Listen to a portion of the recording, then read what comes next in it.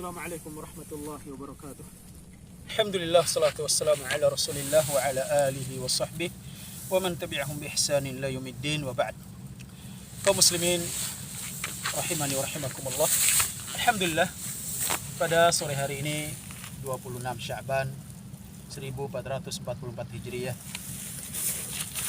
kita berada di suatu tempat, salah satu destinasi wisata yang begitu indah, yang merupakan tanda dari tanda-tanda keagungan Allah Subhanahu wa taala, dengan kita memperhatikan bentuk-bentuk penciptaannya yang hendaknya kita jadikan itu sebagai ibrah dan pelajaran dalam rangka mentauhidkan Allah Subhanahu wa taala.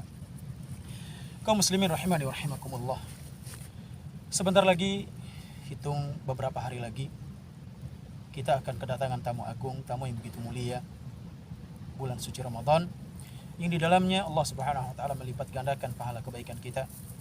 Bulan yang penuh dengan keberkahan, bulan yang penuh dengan kemuliaan, di dalamnya diminimalisir semaksimal mungkin perbuatan-perbuatan maksiat dan dibukakan pintu-pintu kebaikan, yang mudah-mudahan Allah Subhanahu wa taala menjadikan kita termasuk orang-orang yang dapat meraih kebaikan di dalam bulan suci yang penuh dengan keberkahan tersebut.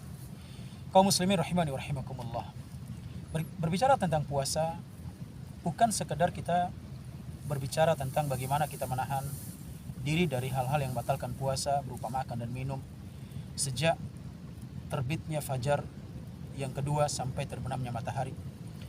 Tapi di sana berbicara tentang puasa adalah berbicara bagaimana kita menahan diri dari hal-hal yang dapat mengurangi bahkan menghapus pahala-pahala amal kita. Nabi SAW mengatakan dalam sebuah hadis yang diriwayatkan oleh Imam An-Nasa'i rahimahullahu taala, Nabi mengatakan, "Rubba sha'imin laisa lahu hadzun min siyamihi illa al-ju' wal 'atash." Berapa banyak orang yang berpuasa akan tetapi dia tidak mendapatkan bagian dari puasanya kecuali rasa lapar dan haus. Kenapa demikian?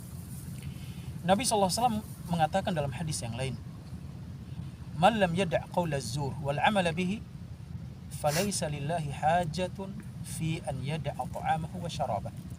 Hadis yang diriwayatkan oleh Imam Al-Bukhari. Nabi SAW mengatakan, barang siapa yang tidak meninggalkan perkataan dusta, berbicara dusta, dan beramal dengannya. Berbicara dusta dengan berbagai macam pembicaraan, termasuk di dalam cakupannya adalah ghibah, namimah, dan yang lain. Kata Nabi SAW, maka Allah tidak butuh dari apa yang dia lakukan berupa meninggalkan makan dan minum. Yang artinya, berapa banyak orang yang melakukan ibadah puasa hanya sekedar menahan rasa lapar dan haus, menahan diri dari berhubungan badan di siang hari di bulan Ramadan, tapi dia tidak mampu menjaga lisannya dari membicarakan kesalahan orang lain, terjatuh pada kehormatan saudaranya sesama muslim, yang tidak mampu menjaga lisannya dari namanya namimah. Demikian juga tidak mampu menjaga telinganya dari mendengarkan hal-hal yang haram, menjaga matanya untuk melihat pemandangan-pemandangan yang haramkan Allah Subhanahu wa taala. Maka puasa orang seperti ini Allah tidak butuh dari dia meninggalkan makan dan minum. Bahkan Nabi SAW mengatakan dalam hadis yang diriwayatkan Imam Al-Baihaqi, bahwasanya beliau mengatakan, "Laisa siyamu minal akli wasyurb." Bukan sekedar berpuasa itu sekedar meninggalkan makan dan minum, walakin minal lagwi war rafas. Akan tapi puasa yang sebenarnya, artinya hakikatnya puasa itu adalah kita meninggalkan perbuatan-perbuatan yang sia-sia dan ucapan-ucapan yang keji. Yang artinya wajib kita perhatikan lisan kita, tutur kata kita, pandangan kita, pendengaran kita. Jangan sampai kita berpuasa hanya menahan diri dari rasa lapar dan haus, tetapi kita tidak mampu menahan diri dari perkara-perkara yang Allah haramkan, baik di luar Ramadan, lebih-lebih di dalam Ramadan. Ketahuilah, bahwasanya makan dan minum itu sekedar kita meninggalkan perkara yang mubah. Kita menahan diri dari perkara yang mubah, artinya secara hukum asal makan dan minum itu boleh dilakukan di luar Ramadan.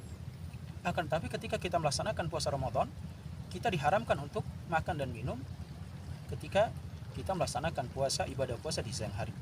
Tetapi setelah lewat waktunya kita boleh makan dan minum. Akan tetapi perbuatan ghibah, namimah, kita melakukan hal-hal yang dilarang secara hukum asal, ini tentunya wajib untuk kita perhatikan, lebih diperhatikan ketimbang kita memperhatikan makan dan minum. Artinya memperhatikan untuk meninggalkan makan dan minum. Maka oleh sebab itu, marilah kita menyambut kedatangan bulan Ramadan ini dengan berusaha untuk membersihkan diri kita dari segala dosa, menjauhi segala hal-hal yang dapat mengurangi bahkan menghapus pahala amal kita, berupa lisan kita dijaga, pendengaran kita, penglihatan kita, dan segala tindak tanduk kita yang dapat merusak atau bahkan minimal mengurangi takaran pahala yang Allah Subhanahu wa taala siapkan untuk kita. Semoga ini bermanfaat dan semoga Allah Subhanahu wa taala memberikan keberkahan bagi kita semuanya dan bisa berjumpa dengan Ramadan, bisa melaksanakan ibadah puasa dengan penuh kenyamanan dan diberikan kekuatan Allah Subhanahu wa taala. Hadza wa sallallahu ala nabiyina Muhammad wa akhiru da'wana alhamdulillahi rabbil alamin.